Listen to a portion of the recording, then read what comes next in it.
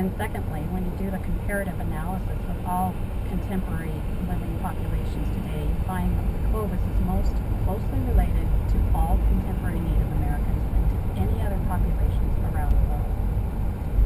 And so these results provide compelling evidence that the people making and using Clovis tools are the direct ancestors to almost all Native American populations that are living today. All Native populations? What we found is that this Native American groups coming in from Siberia actually split into two groups. One group is ancestors to the Native Americans who are presently living in Canada, and the other one, which is actually represented by the Clovis boy, is the ancestors to virtually all Native Americans in South America and Mexico. We do not have any DNA from Native Americans in the United States, and so that's kind of a white spot on the map. And so when it comes to this genome-wide data from Native Americans within the USA, we don't really know where on those two branches they will fall. But you still have a line that runs from Siberia all the way down to South America.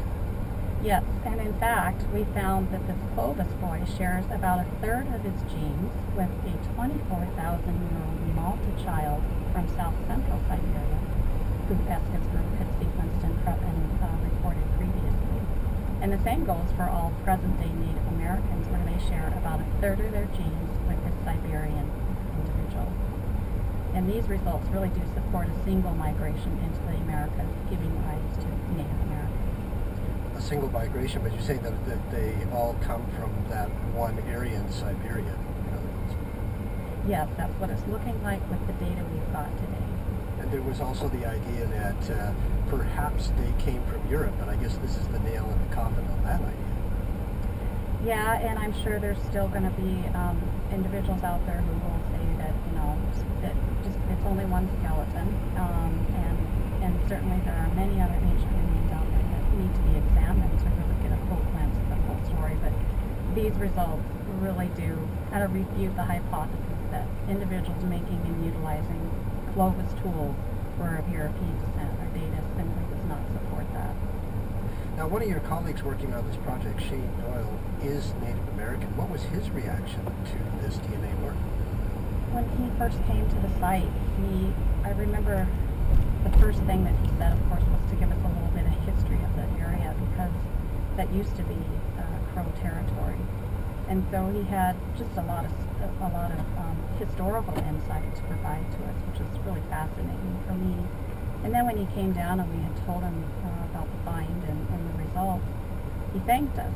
He said, this is so important, and thank you for doing this very important work. And it was a very emotional day, and he sang an honor song for this child, and it was just really neat to see his reaction and to get his support. What do you intend to do now? One of the important parts to this story, actually, is that Eska, along with Shane, traveled around the state of Montana and informed all of the tribes of the results. And while we didn't get any backlash, they were all very supportive. The biggest consensus was that, well, it's time that this child be reburied. And so that's the next step. And I'm in agreement with that. I think it's a moral obligation. It's the feeling that that's what we really need to do. The child has given us a tremendous gift, and now it's time to really respect the parents of this child and respect the parents that we know is best way to Native Americans. And so to me, it's really the time for the burial, and that's what we're going to do. Dr. Anzik, thank you very much for your time. Well, thank you. It's been a pleasure. Dr. Sarah Anzik is a senior research specialist at the U.S. National Institutes of Health's Rocky Mountain Labs in Hamilton, Montana. Her work on the Clovis child, however, was done as an independent research project.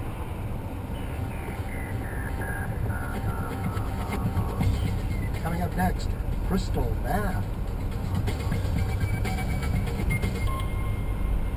It's hard to imagine a time, 4.5 billion years ago, when much of our then-new planet was molten.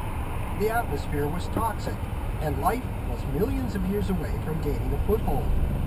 But it's even harder to imagine that the key to a greater understanding of that time may lie in a fragment of mineral so small you can barely see it, and so old that there's nothing older on the Earth.